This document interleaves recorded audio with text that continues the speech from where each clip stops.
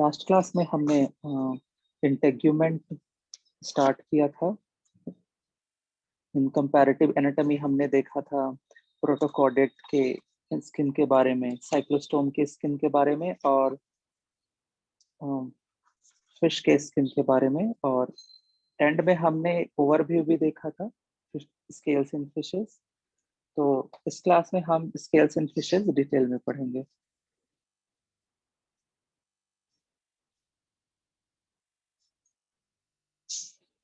Scales इन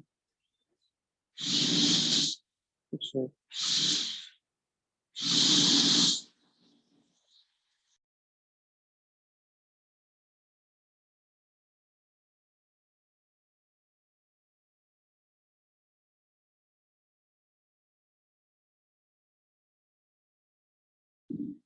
हमने देखा था फिश में कई तरह के स्केल्स होते हैं।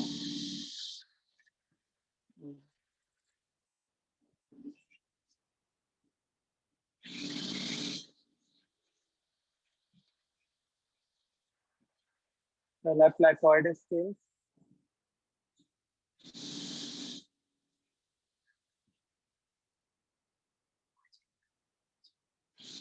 Placoid scales, cosmoid scales, ganoid scales,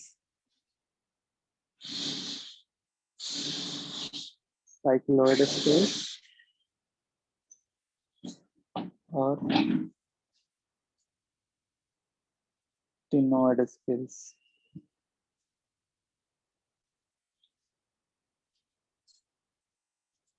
placoid scales Chondrichthyes में पाया जाता है। कॉन्ड्रिक्थिस कार्टिलेजिनस फिश हैं। कार्टिलेजिनस फिश, इनमें इनका जो स्केलेटन होता है वो बोन की जगह कार्टिलेज का बना होता है, इसलिए इन्हें कहते हैं cartilaginous fish. Cosmoid fish ancient क्रोसोप्टेरिजी में पाया जाता है। क्रोसोप्टेरिजी को हम लोग एक्चुअली एम्फीबियंस और फिश के बीच में लिंक मानते हैं। ये एक ग्रुप है, फिश का ही ग्रुप है। इनमें कुछ गुण कार्टिलेजन फिशेस के भी हैं, कुछ गुण हैं बोनी फिश के भी, और इनमें कुछ एम्फीबियंस वाले भी गुण हैं, तो इनको लिंक माना जाता है, link between fish and amphibian.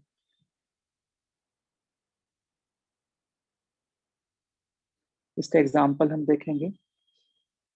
Ganoid fish सिर्फ दो ही मछली में पाया जाता है।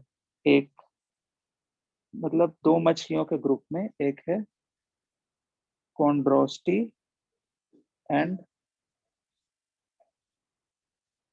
होलोस्टी।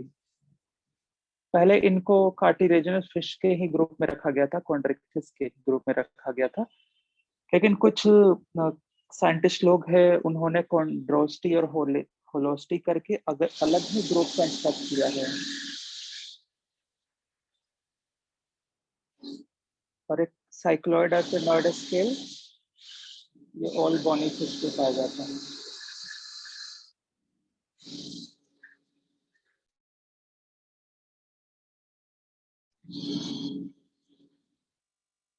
अब हम बारी बारी से सबको देखते हैं।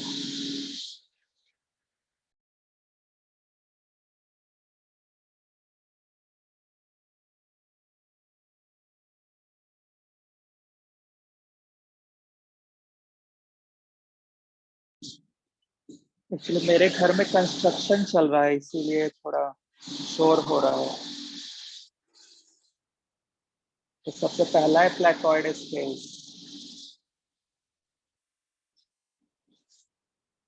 मैं प्लेकोइड स्केल का डायग्राम बना रहा हूँ।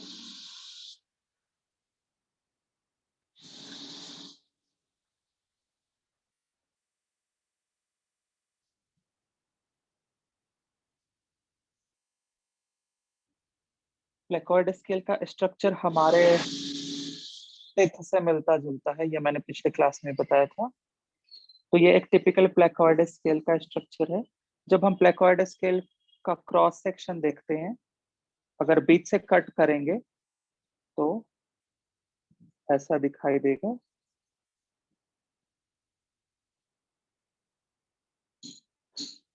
इसका स्ट्रक्चर भी दांत से मिलता जुलता है। ये बाहर का लेयर है, इसको एनामेल कहते हैं। ये अंदर का लेयर को डेंटाइन। और ये जो कैविटी है इसको कहा जाता है पल्प कैविटी। हमारे दांत में भी होता है पल्प कैविटी। पल्प कैविटी तो एक टिपिकल प्लेकॉर्ड स्केल का स्ट्रक्चर है। और ये जो स्केल्स हैं इनको डर्मल स्केल्स कहा जाता है। डर्मल स्केल्स क्योंकि ये इनका जो डेंटाइन है, ये वाला पार्ट, ये कहाँ एक ये एक स्ट्रक्चर होता है, वो इसके फॉर्मेशन में हेल्प करता है। मैंने बताया था डर्मल पैपिला जो मिनरल्स न्यूट्रिएंट्स ये सब यहाँ तक डिपॉजिट करता है। डर्मल पैपिला इसमें ये ब्लड वेसल से रिच होता है, ब्लड कैपिलरी रिच स्ट्रक्चर है। और इससे डायरेक्ट मिनरल्स और जो भी ग्रोथ फैक्टर है वो सप्लाई होता है इन स्केल्स के डेवलपमेंट में।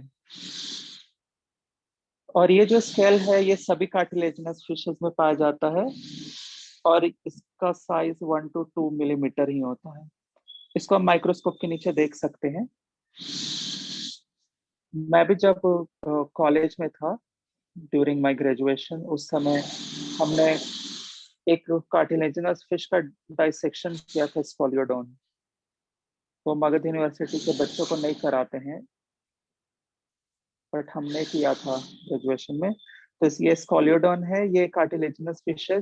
छोटा सा शार्क है, इसको डॉग शार्क कहा जाता है। सिर्फ हमारे हाथ जितना बड़ा होता है ये शार्क। ऐसा दिखाई देता है। गिल स्लिट्स होते हैं, टेल होता है उसका हेटेरोसर्कल टेल। तो इसमें प्लेकॉर्ड स्केल्स पाए जाते हैं। जितने भी शार्क हो गए, फिर किंग स्टिंग रे हो गया और इलेक्ट्रिक रे, इन सभी फिश में ये प्लेकॉर्ड स्केल्स पाए जाते हैं। जो फिश और ये एक चीज और नोट करना कि प्लेकॉर्ड स्केल्स सिर्फ कार्टिलेजिनस फिशेस में पाए जाते हैं और मोस्टली जो कार्टिलेजिनस फिश होते हैं वो मराइन होते हैं, वो वाटर में रहते हैं। ठीक है? इसी कार्टिलेजिनस फिश के कारण इस फिश का स्किन खुरदरा होता है। और कार्टिलेजिनस फिशेस में मोस्टली लोग कंज्यूम नहीं करते हैं क्योंकि उनका जो स्किन होता है वो खुरदरा होता है और उनका जो फ्लैश होता है वो भी उतना एडिबल और पैलेटेबल नहीं होता, उतना टेस्टी नहीं होता जितना कि बोनी फिश का होता है। फिर भी कुछ कार्टिलेजिनस फिश है जो कंज्यूम किया जाता है। अब हम देखते हैं कॉस्मोइड्स।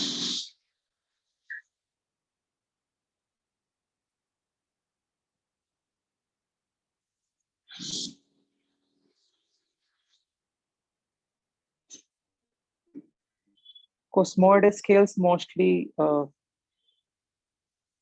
एक्सटिंक्ट फिशेस में प्रेजेंट था। कॉस्मोइड स्केल्स एट प्रेजेंट कॉस्मोइड स्केल्स सिर्फ क्रोसोप्टेरिजी में पाया जाता है। वो भी मॉडर्न क्रोसोप्टेरिजी में नहीं, सिर्फ पुरानी क्रोसोप्टेरिजी में जो एक्सटिंक्ट हो चुके हैं। मैंने बताया क्रोसोप्टेरिजी वो एम्फीबियन और फिश के बीच में कनेक्टिंग लिंक है।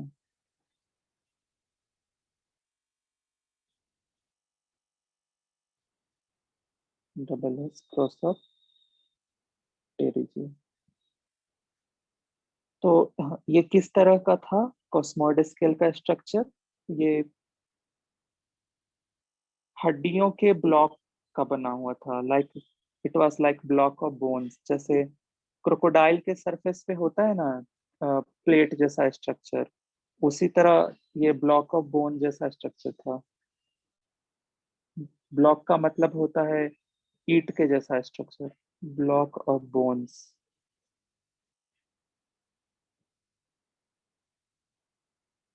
ये मैं स्ट्रक्चर बना रहा हूँ।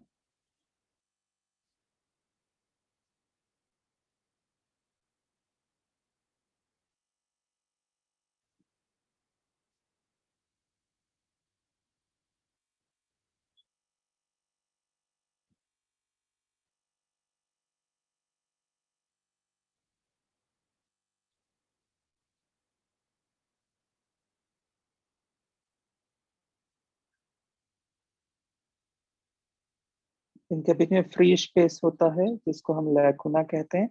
और ये जो एक लैकुना है, इससे बहुत सारे ऐसे ऐसे छोटे छोटे ब्रांच निकले हुए हैं। जब इसको बड़ा करके देखें ऐसा दिखाई देगा। तो ये जो ब्रांच है ना, इस ब्रांच को कहा जाता है कैनालिकुलाई।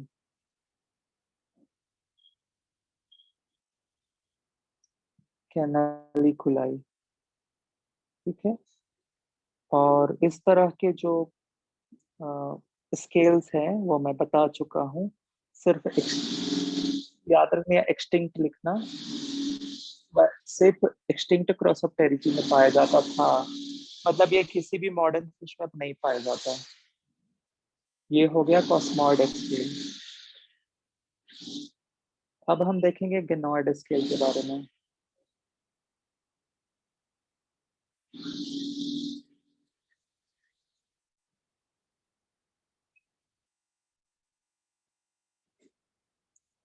गेनोइड स्केल का स्ट्रक्चर कॉस्मॉइड से मिलता जुलता है, लेकिन कॉस्मॉइड स्केल ऐसे स्क्वायर होता था, और ये गेनोइड स्केल ये रोम्बॉइड होता है इस तरीके से।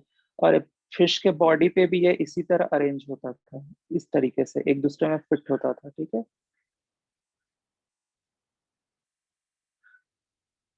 इसमें भी लैकुना पाया जाता है और कैनालिक्यूलाई।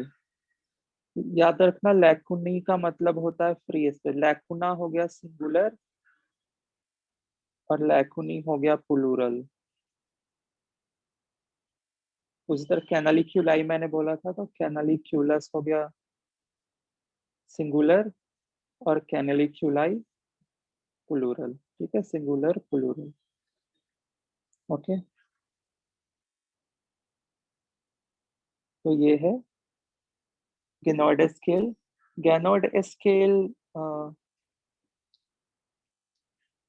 में जो ये लैकुना होता है और कैनालिक्यूलाई, ये हेल्प करता है स्केल के सिक्रीशन में। स्केल का जो मटेरियल है वो ये सिक्रेट करते हैं। सबसे पहले लैकुना कैनालिक्यूलाई का फॉर्मेशन हो जाता है।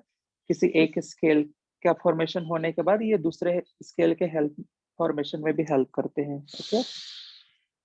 और इनका वो जो कॉस्मोइड स्केल था वो काफी थिक होता था, ठीक है। लेकिन इसका थिकनेस कम होता है, इसी के चलते ये जिन फिश में गेनोइड स्केल प्रेजेंट होता था वो फिश मोस्टली फ्लेक्सिबल होते थे, ठीक है, गेनोइड स्केल। गेनोइड स्केल्स किस में पाया जाता है? ये लैटिमेरिया में पाया जाता है, ओके। एमिया में पाया जाता है, पॉलिप्टेरस में पाया जाता है, लेपिडोस्टियस, लेपिडोस्टियस, लेपिडोस्टियस, ठीक है।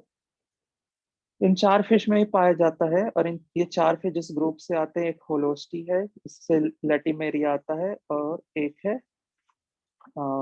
होलोस्टी और कॉन्ड्रोस्टी, ओके। पॉलिस्टेरस और लेपिडोस्टियस इससे आता है,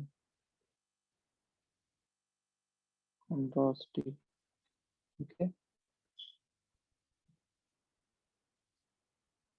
तो ये हो गया गनोइड स्केल्स और उसके एग्जाम्पल। ये चार फिश का नाम याद रखें, लेटिमेरिया, एमिया, पॉलिप्टेरस और लेपिडोस्टियस। और इनका ग्रुप है होलोस्टी है, इसमें लेटिमेरिया आता है, कॉन्ड्रोस्टी में एमिया, पॉलिप्टेरस और लेपिडोस्टियस आता है, ओके।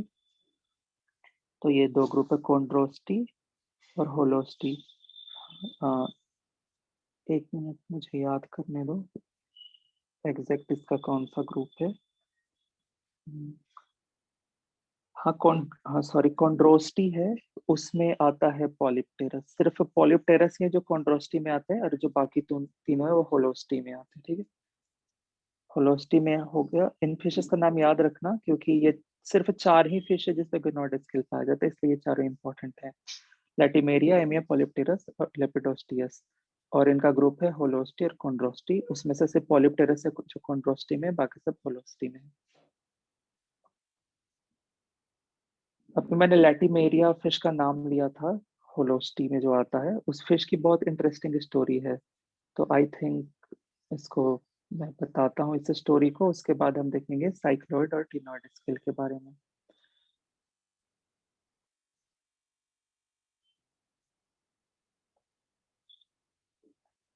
साउथ अफ्रीका में एक रिवर है, चालुमनी रिवर। ओके, इस रिवर में एक फिश मिला था, बड़ा सा फिश था। उसकी इस तरह बीक जैसी चोंच थी, बहुत खूबसूरत से आँख थे, सफायर जैसे, जैसे नीलम का रंग होता है ना, नीले रंग का, नीला रंग का कोई क्रिस्टल बॉल, उस तरीके से उसकी आंखें थी। और उसका जो फिन था वो होमो सर्कल था। होमो सर्कल फिन मतलब बोनी फिश जैसा, बट वो एग्जैक्टली बोनी नहीं था। एक्चुअली इस तरह के फिन को आइसो सर्कल कहा जाता है। एक्चुअली इस तरह का स्ट्रक्चर था उसका। ये होमो सर्कल का ही टाइप है, बट इसको आइसो सर्कल कहते हैं। इस तरह का फिन था। और ये फिश बहुत ही मतलब रेयर नहीं कहेंगे, मतलब उस रिवर में पहली बार किसी ने नोटिस किया था। और कुछ मछुआरे थे जिन्होंने उस फिश को इस रिवर से कैप्चर किया था। और इस फिश को वो मछुआरे लेकर नेचुरल हिस्ट्री म्यूजियम में आए। नेचुरल हिस्ट्री म्यूजियम उस समय जो साउथ अफ्रीका था वो ब्रिटिश कॉलोनी था। मतलब जैसे इंडिया ब्रिटिश कॉलोनी था ना, उसी तरह साउथ अफ्रीका भी ब्रिटिश कॉलोनी था। और ये जो फिश है, इस फिश को वो मछुआरे लोग लेकर कहाँ आए? इस मछुआरे को, मछुआरे लोग इस फिश को मैडम लैटिमर के पास लेके आए। ये मैडम लैटिमर थी, ये इस म्यूजियम की क्यूरेटर थी। क्यूरेटर। तो इनको डाउट हुआ कि ये फिश शिलाकेंथ हो सकता है। शिलाकेंथ। बट शिलाकेंथ तो बहुत पहले एक्सटिंक्ट हो चुका था। सॉरी सर, लाइट चला मतलब गया था, वो इसलिए वाईफाई बंद हो गया। अच्छा, कितना देर में मिस किया? ये जो मैं फिश के बारे में बता रहा था वहां पे प्रेजेंट थी? गोनोइड से बाकी रह गया। अच्छा, गोनोइड का एग्जांपल बताया था, वो तो हाँ वो वहां हो तक गया, थी वो हो ना। गया। हाँ हाँ। हाँ, तो उन्हीं एग्जाम्पल में एक लैटिमेरिया फिश है, मैं उसका स्टोरी बता रहा हूँ। ओके। ठीक, हाँ, तो ये लैटिमेरिया फिश है। ये सबसे एक इंसिडेंस बता रहा था, एक स्टोरी। साउथ अफ्रीका में एक म्यूजियम है, नेचुरल हिस्ट्री म्यूजियम। उस म्यूजियम की हेड थी लैटिमर। उस समय साउथ अफ्रीका ब्रिटिश कॉलोनी था, और साउथ अफ्रीका में एक रिवर है, चालुमनी रिवर। उस रिवर में मछुआरों को एक बहुत ही अजीब सा फिश मिला था, जिसकी आंखें सफायर के कलर की थी। सफायर मतलब नीलम के रंग का, जैसे नीले रंग का क्रिस्टल बॉल होता है, उस तरह की आंखें थी। तो वो उस फिश को लेके और मैडम लैटिमर के पास लेकर आए। तो उस फिश को मैडम लैटिमर देखकर हैरान रह गई। उनको लगा कि ये तो सिलाकेंथ है, या फिर सिलाकेंथ जैसा कोई और स्पीसीज है। लेकिन सिलाकेंथ को 15 साल पहले ही एक्सटिंक्ट घोषित कर दिया गया, तो उसके बाद एक भी फिश नहीं देखा गया था सिलाकेंथ का। मतलब 15 साल से ज्यादा टाइम हो चुका था उसको एक्सटिंक्ट घोषित किए। तो कटनी लैटिमर इस फिश को एक स्मिथ करके एक, ये एक्चुअली केमिस्ट था, बट क्योंकि वो कटनी लैटिमर स्मिथ के क्लोज थी, उसकी क्लोज फ्रेंड थी, तो उसको ये फिश भेज देती है उसके आइडेंटिफिकेशन के लिए। तो स्मिथ ने टैक्सोनॉमी पढ़ा और उस फिश को आइडेंटिफाई किया। और वो भी सरप्राइज रह गया कि जिस फिश को आज से एक डिकेड से ज्यादा टाइम हो गया एक्सटिंक्ट घोषित किए हुए, वो फिश आज फिर से मिला है।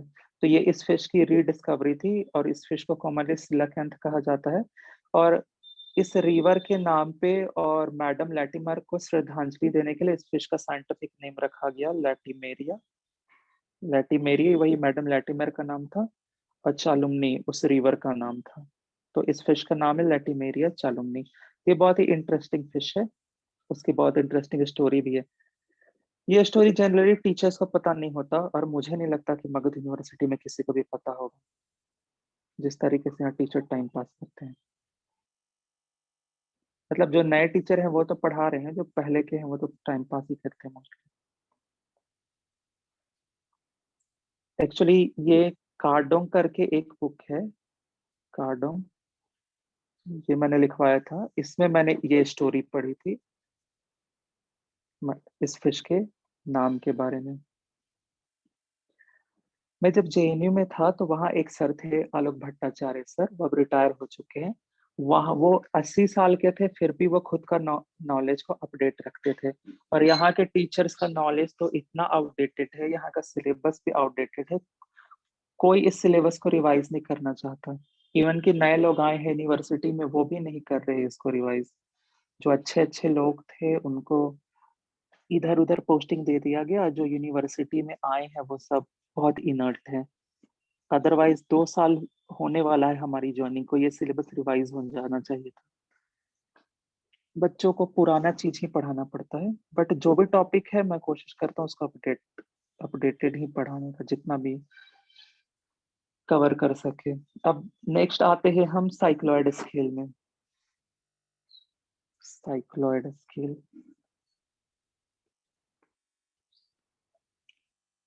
साइक्लॉयड स्केल्स ये ओवल होता है, ओवल राउंड होता है, और इसमें ग्रोथ लाइंस प्रेजेंट होता है। जैसे तुम लोगों ने पढ़ा होगा कि ये पेड़ का उम्र कैसे पता चलता है, जब पेड़ को हम काटते हैं, जितना पुराना पेड़ होगा उतनी लाइंस होती हैं पेड़ में, पेड़ का ट्रंक में, पेड़ के तने में, मेच्योर ट्री है उसी तरह ये एनुअल स्केल का रिंग भी होता एज। है। हाँ, एनुअल रिंग कहते हैं उसको। उसी तरह इस स्केल में भी एनुअल रिंग जैसा स्ट्रक्चर प्रेजेंट होता है, जिसको ग्रोथ लाइंस कहा जाता है। ये एक टिपिकल साइक्लोइड स्केल है, इसमें ऐसे रिंग प्रेजेंट होते हैं जो माइक्रोस्कोप के नीचे साफ साफ दिखाई देता है, इसको कहा जाता है ग्रोथ लाइंस, और साइक्लोइड स्केल में प्रेजेंट होता है। और साइक्लोइड स्केल बहुत थिन होता है, वेरी थिन और हाईली फ्लेक्सिबल। इसके पहले जो स्केल्स थे, प्लेकॉर्ड, कॉस्मोड, गैनोड, ये हार्ड थे, ये बोन जैसे होते हैं, ये फ्लेक्सिबल नहीं होते, बट ये स्केल फ्लेक्सिबल होता है। ये स्केल कॉमन खाई जाने वाली मछलियों में पाया जाता है, रोहू, कतला, सब में। जो मार्केट में स्किन से जो सिल्वर कलर का ऐसे ऐसे जमीन पे गिरा हुआ देखा होगा तुम लोगों ने, मार्केट में जो फिश बेचते हैं, छोटा छोटा ऐसे गोल गोल सा जमीन पे गिरा रहता है, तो यही वाला स्केल होता है साइक्लोइड स्केल।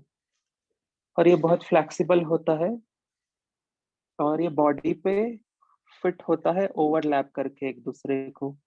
तुमने देखा होगा मछली के, जब बचपन में मछली ड्रॉ करते हैं तो ऐसे ड्रॉ करते हैं ना, तो ये यही वाला स्केल बनाते हैं मछली के स्किन पे। तो ये साइक्लोइड स्केल्स ही हैं। अब हम लास्ट में देखते हैं टेनोइड स्केल।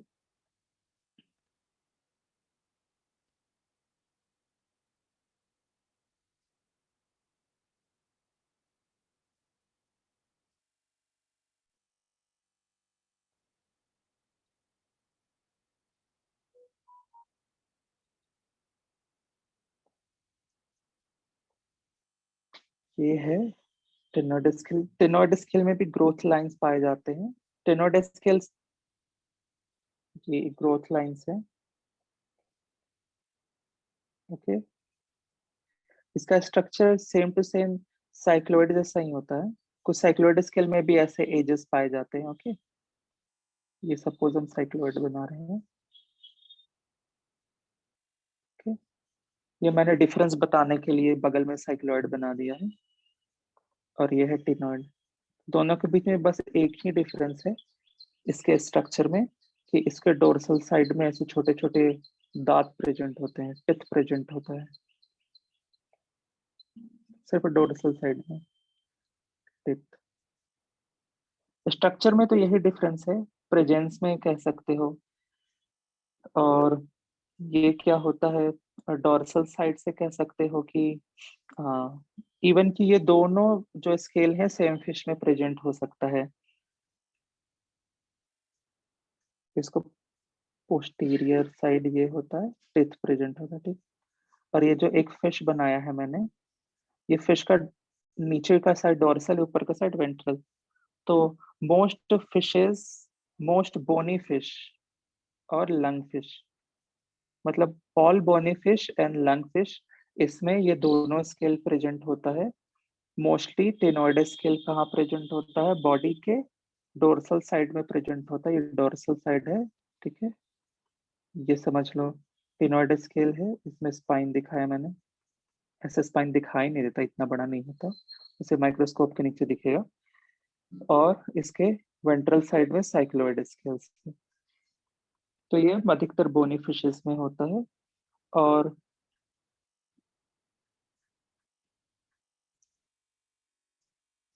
जैसे जैसे इवोल्यूशन हुआ, ये जो बोनी स्केल्स था, ये थिन और फ्लेक्सिबल स्केल में इवॉल्व हुआ। तो मॉडर्न जो फिशेस है उसमें यही दो स्केल पाया जाता है। ये प्लेकॉर्ड स्केल भी मॉडर्न स्केल ही है। ये कॉन्ड्रिक्थिस में पाया जाता है। और ये कॉस्मोड और गिनोइड, ये प्रिमिटिव काइंड ऑफ स्केल्स हैं। तो ये सार हो गया स्केल्स इन फिश। और इसी के साथ फिश का कंपैरेटिव एनाटॉमी भी, उसके इंटेग्यूमेंट का कंपैरेटिव एनाटॉमी खत्म हुआ। नेक्स्ट क्लास में हम एम्फीबियन स्किन के बारे में पढ़ेंगे। फिश का स्किन मैंने डिटेल में पढ़ा है क्योंकि स्केल से क्वेश्चन आते हैं एग्जाम में। क्योंकि आजकल ऑब्जेक्टिव पूछ रहा है तो एग्जाम में ऑब्जेक्टिव क्वेश्चंस में ये सब पूछ सकता है।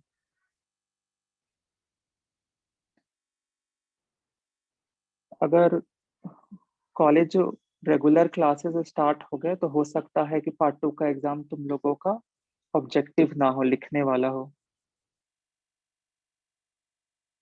लेकिन पार्ट 1 का मोस्ट प्रोबेबली ऑब्जेक्टिव ही होगा। ऑब्जेक्टिव में मार्क्स नहीं कटते, अगर तुम्हारा सारा सही होगा ना तो तुम्हें फुल मार्क्स मिलेंगे। तो नेक्स्ट क्लास का मैं ओवरव्यू देता हूँ और फिर आज का क्लास फिनिश करता हूँ। नेक्स्ट क्लास में हम पढ़ेंगे एम्फीबियन स्किन के बारे में। नेगेटिव एम्फीबियन मार्किंग नहीं स्किन, रहेगा ना सर ऑब्जेक्टिव में? नहीं नहीं, निगेटिव मार्किंग नहीं रहेगा। सिर्फ जो गलत होगा या फिर नहीं बनाओगे तो बस उसका मार्क्स नहीं मिलेगा।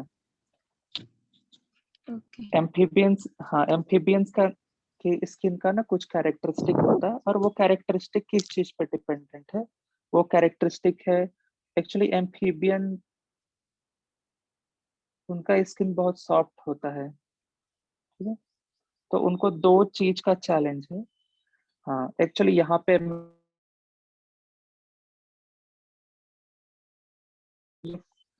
लैंड वर्टेब्रेट्स है, मतलब कह सकते हैं कि एम्फीबियंस उस तरह की मछलियां हैं जो पानी से जमीन पे आ गई हैं। मतलब ये बहुत ही जनरल स्टेटमेंट है, ऑब्वियसली ये मछली नहीं है, बट इसका जो एंसेस्टर था वो तो फिश ही था, ठीक है, फिश एंसेस्टर या फिर फिश लाइक एंसेस्टर, उससे एम्फीबियन आया। तो फिश सिर्फ वाटर में रह सकता था, एम्फीबियन वाटर और लैंड दोनों में रह सकता है, ओके। इसलिए एम्फीबियंस फर्स्ट लैंड वर्टेब्रेट्स कहा जाता है एम्फीबियंस को। और एम्फीबियंस, लेकिन जमीन पर रहना ना बहुत इजी नहीं था जानवर के लिए। जमीन पर क्या क्या खतरे हो सकते हैं वो देखते हैं। चैलेंजेस ऑन लैंड, दो चैलेंज है जमीन पे रहने में।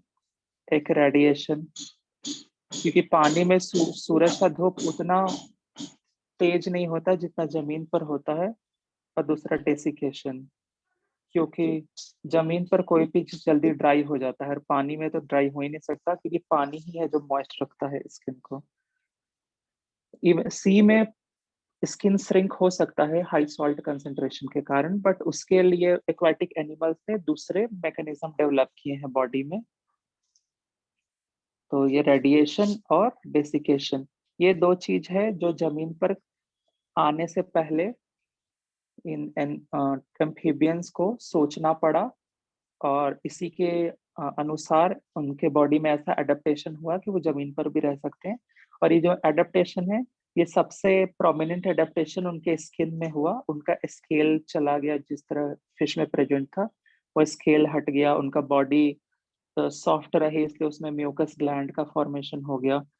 जब हम देखेंगे एम्फीबियंस के स्किन का स्ट्रक्चर, तब हम इसको और डिटेल में उसके फंक्शन के साथ कोरिलेट करके हम डिस्कस करेंगे कि जमीन पर वो एम्फीबियंस जब उनका इवोल्यूशन हुआ, वो लैंड पर आ गए फिश से एम्फीबियन के फॉर्म में।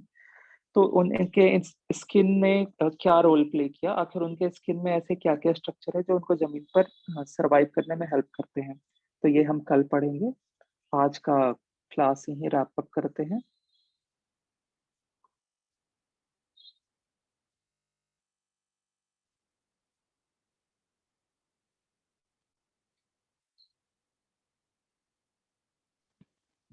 Thank you, thank sir. You.